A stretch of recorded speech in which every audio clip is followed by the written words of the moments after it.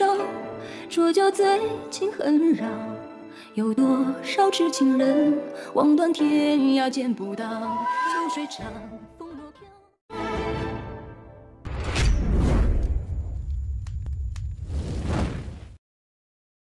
Episode की शुरुआत में देखते हैं मैन हैन की हालत को देखकर रो रहा होता है। शाओ कहती है ग्रैंड माँ प्लीज़ आकर हैन को देखिए, हैन ने स्प्रिट वाटर पी लिया है। ग्रैंड माँ टेंशन में आ जाती है, वे फटाफट देखने आती है। डॉक्टर भी आते हैं, ग्रैंड माँ हैन को देख रही होती है। डॉक्टर हैन का चेकअप करते हैं।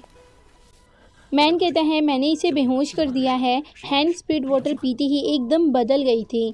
डॉक्टर हैन की आंखों को चेक करते हैं जो कि एकदम रेड होता है। ग्रैंडमा पूछती है डॉक्टर हैन कैसी है। डॉक्टर खड़े होते हैं और कहते हैं 20 साल पहले फुई स्प्रिट वाटर का यूज़ करके बहुत सारे मार्शल आर्टिस्ट को अपने कंट्रोल में कर लिया था। जिसने भी ये वाटर पिया, जब भी वो ईवल दुष्ट की आवाज़ सुनते तो तुरंत वो बदल जाते और एक पुतले बन जाते। जो कुछ भी वो दुष्ट कहता तो वो वही करते, चाहे उन्हें किसी को मारना हो या खुद की जान क्यों ना लेनी हो। मैन कहते हैं क्या इसकी कोई दवाई नहीं है। डॉक्टर कहता है हमने अभी तक जिन लोगों को स्प्रिट वाटर पीते हुए देखा है बस एक ही सॉल्यूशन निकला है, उन्हें मार दो, इसकी कोई दवाई नहीं है। मैन रोने लगता है। डिस्ट्रेस जेन आगे बढ़कर कहते हैं मुझे एक पर्सन याद है जिसने स्प्रिट वाटर पिया है और अभी भी जिंदा है और तंदुरुस्त भी है। किंग कहता है हाँ वो पर्सन अभी भी है। मैन की उम्मीद जाग उठती है। किंग कहता है वो पॉइजनस चू की मेंबर मिसेस चू है। उस टाइम जब चू ने ईवल वाटर पिया था तो वो भी दुष्ट बन गई थी। उसने इसी चट्टान में ईवल गुफा ढूंढी थी जिसके कारण हम सभी उस दुष्ट फुई को मारने में कामयाब हो पाए। ग्रैंडमा कहती है मिसेस चू हैन की माँ है तो वह हैन को बचाने के लिए कुछ भी करेगी, बट मैंने सुना है कि मिसेस चू साइची टावर में कैद है।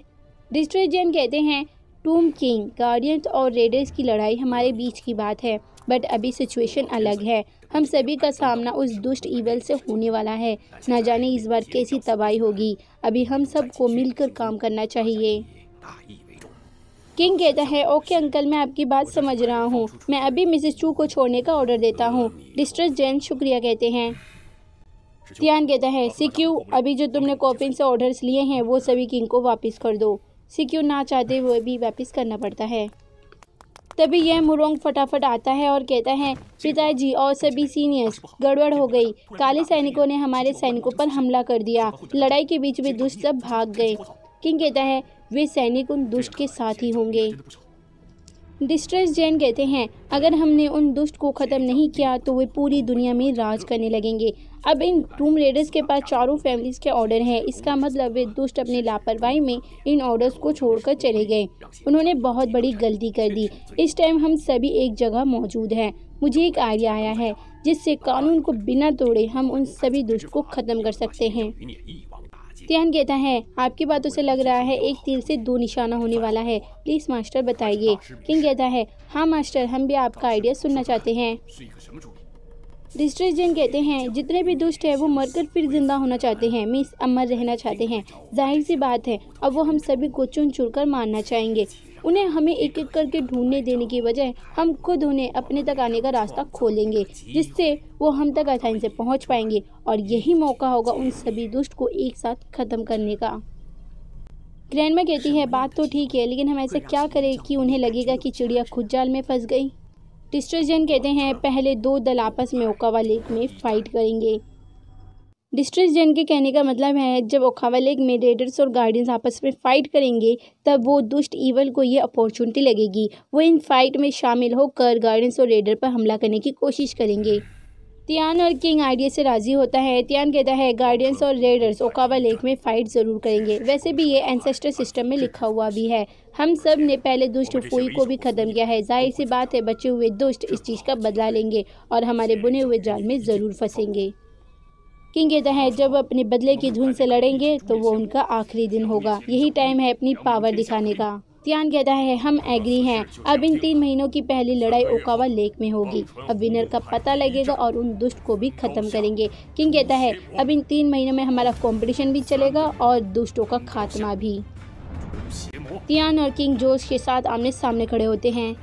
मैन हैन को उठाए रखता है। ग्रैंडमा कहती है मेरी बच्ची, मुझे चिंता हो रही है, मैं हैन को वापस घर ले जाना चाहती हूँ, बट मुझे डर है वो दुष्ट हमारे होम टाउन के आसपास ना हो। टियान कहते हैं सीनियर हैन आप चिंता मत कीजिए, वैली ऑफ नो मर्सी इस जगह से दूर है और वो रक्षक से घिरे हुए भी हैं। पास में Luo family of summit of beyond है जो वो भी रक्षा करेंगे, जिससे वो दुष्ट हैन के पास आने की साहस भी नहीं करेंगे।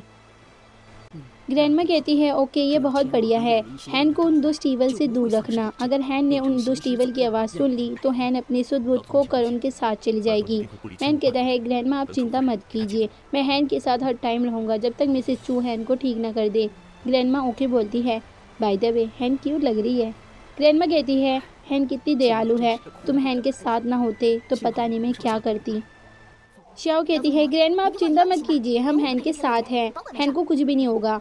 ग्रैंडमा कहती है मैं तुम लोगों पर भरोसा करती हूँ, अब हमें चलना चाहिए नहीं तो लेट हो जाएगा, वो दुष्ट कभी भी आ सकते हैं और हैन को ले जा सकते हैं।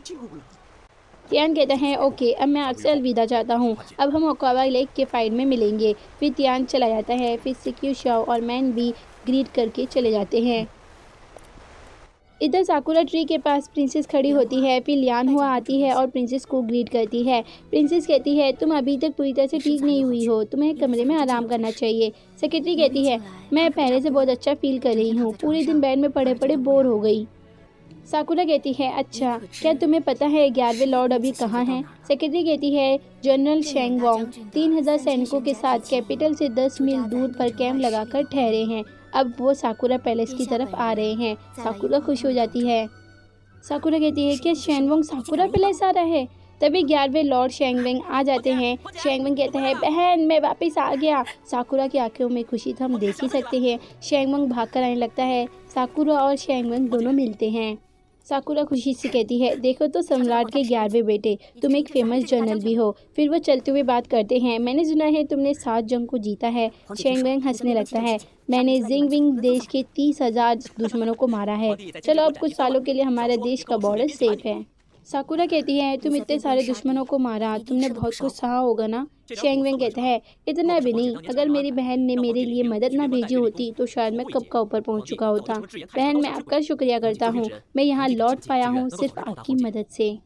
साकुरा कहती है हम पिता के ही तो वंशज हैं, हम सभी इन फाइट के बीच में ही पले बड़े हैं। माँ के मरने के बाद तुम ही मेरे आखिरी छोटे भाई बचे हो, वेस्टर्न पैलेस का इकलौता बेटा। तुम्हारी बहन तुम्हें नहीं बचाएगी तो कौन बचाएगा?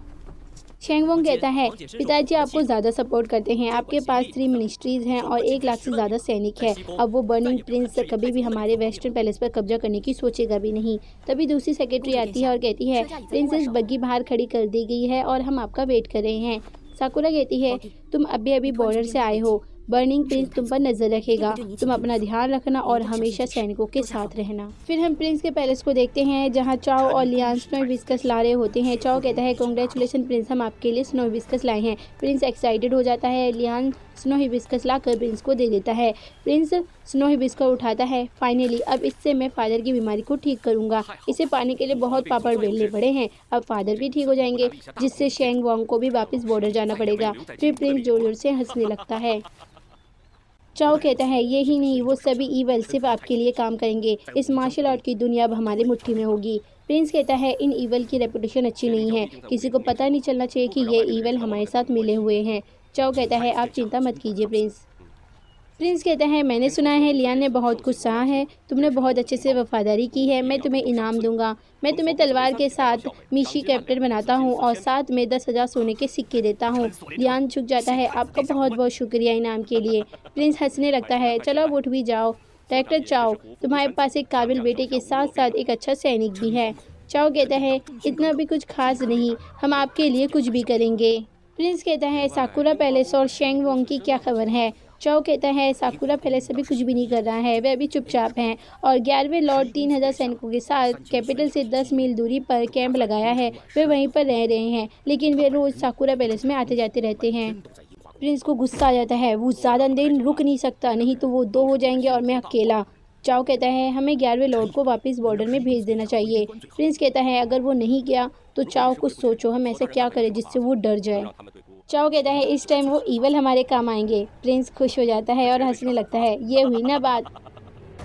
इधर साकुरा अपने आप को आईने में निहार रही होती है और मन ही मन खुश हो रही होती है। फिर सेक्रेटरी खाना लेकर आती है। सेक्रेटरी कहती है, प्रिंसेस आप बहुत ज़्यादा खुश लग रही हैं, पक्का आप यंग मास्टर के बारे में सोच रही होंगी। साकुरा शर्मा जाती है, फिर सूप पीने जाती है। साकुरा के हाथ से चम्मच छूट जाता है। साकुरा कहती है, ये किस तरह की खिचड़ी है, बहुत ज़्यादा बदबू आ रही है। सेक्रेटरी खिचड़ी उठाकर देखती है और कहती है, ये खिचड़ी तो दलिया, खुबानी और एबालोन से बनी है, ये तो आपकी फेवरेट खिचड़ी है ना। साकुरा को उल्टी आ रही होती है, इसे यहाँ से ले जाओ, अब ऐसी खिचड़ी मत पकाना। फिर सेक्रेटरी सर्वेंट को बुलाकर खिचड़ी ले जाने को कहती है। सेक्रेटरी चाय देते हुए कहती है, कुछ दिनों से आपको किसी भी खाने की स्मेल बर्दाश्त नहीं हो रही, क्या मैं डॉक्टर को बुलाऊं?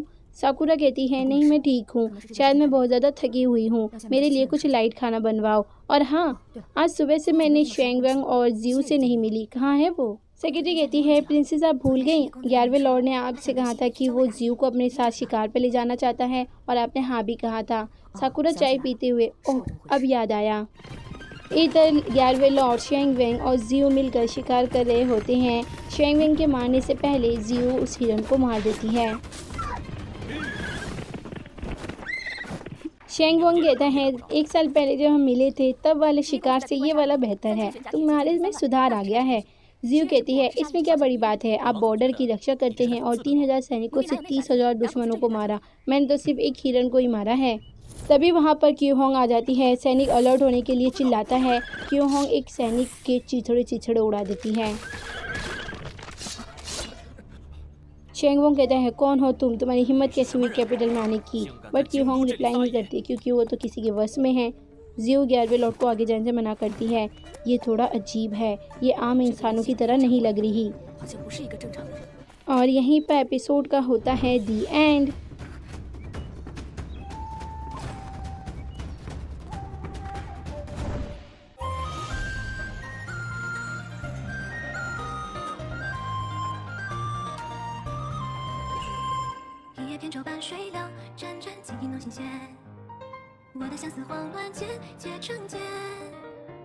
风吹过我的耳边，仿佛听见你的誓言。沧海化桑田，我们